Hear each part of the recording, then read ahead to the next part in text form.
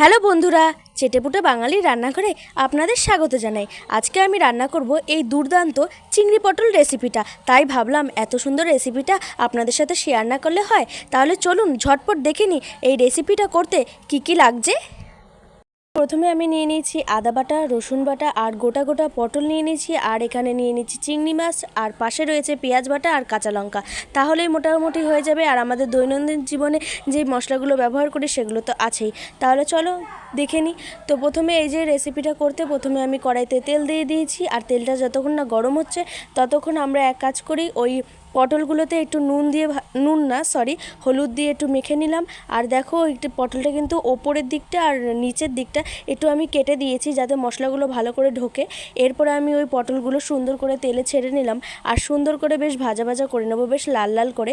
আর পটলগুলো যেহেতু একটু বড় করে কেটেছি তাই একটু বেশি ভাজা ভাজা করে নিলাম, নাহলে কিন্তু ভালো লাগবে না, ভেতরটা কিন্তু সেদ্ধ হবে না, তখন কাঁচা কাঁচা থেকে যাবে।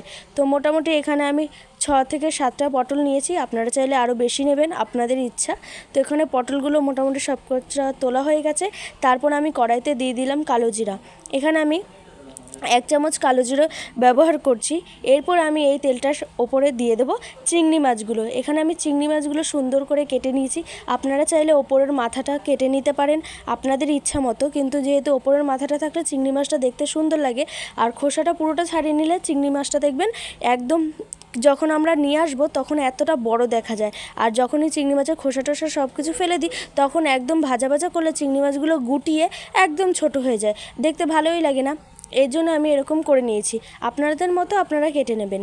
তো তারপরে আমি চিংড়ি মাছটা ভালো করে ভাজা ভাজা হওয়ার পরে এখানে দিয়ে দেবো পেঁয়াজ বাটা, আদা বাটা, আর তার সাথে দিয়ে দেবো রসুন বাটা। এখানে আমি পেঁয়াজ বাটা 4টে পেঁয়াজ ব্যবহার করছি, রসুন বাটা 1 চামচ দিলাম, আর আদা বাটা দিয়ে দিলাম 1 চামচ। এরপরে আমি এর সাথে দিয়ে দেবো নুন।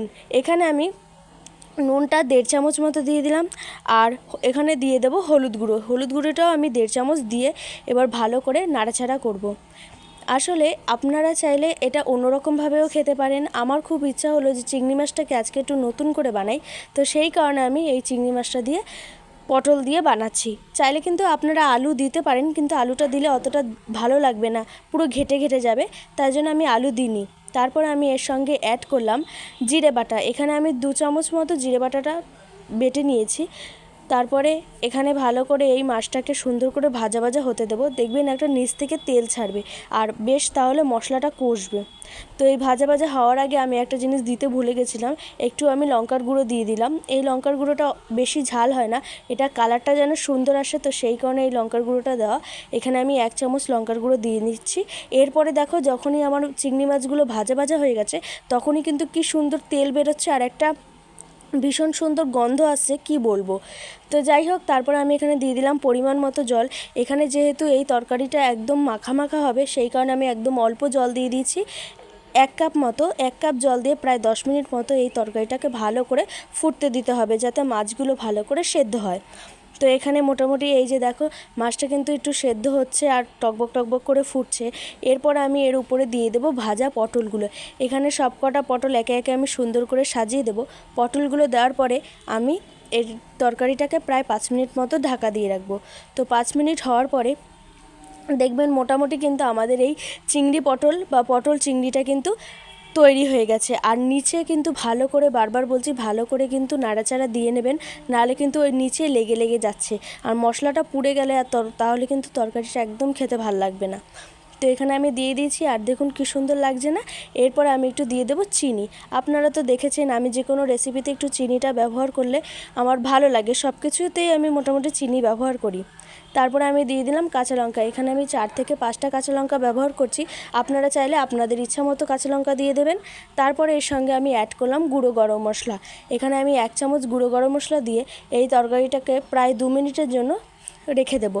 তাহলে এই যে আমাদের মোটামুটি পটল চিংড়ি বা চিংড়ি পটল রেডি হয়ে গেছে।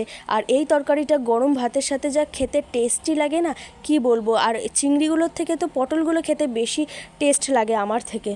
তো যাই হোক, রেসিপিটা কেমন লাগলো অবশ্যই কমেন্টে জানাবে, আর ভালো লাগলে কিন্তু একটা লাইক করে দেবে, আর চ্যানেলটা সাবস্ক্রাইব করে আমাদের পাশে থাকবে। তোমাদের সাথে দেখা হবে নতুন নতুন ভিডিওতে।